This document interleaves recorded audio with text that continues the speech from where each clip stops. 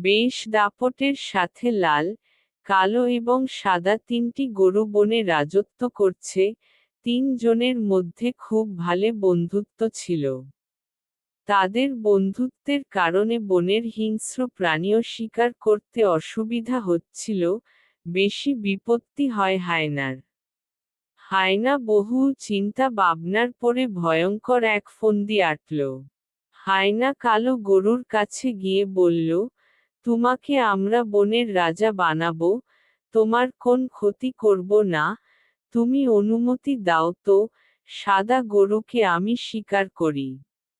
গরু বলে আমাকে রাজা বানবে তো? হায়না বলে তুমিই আমাদের রাজা।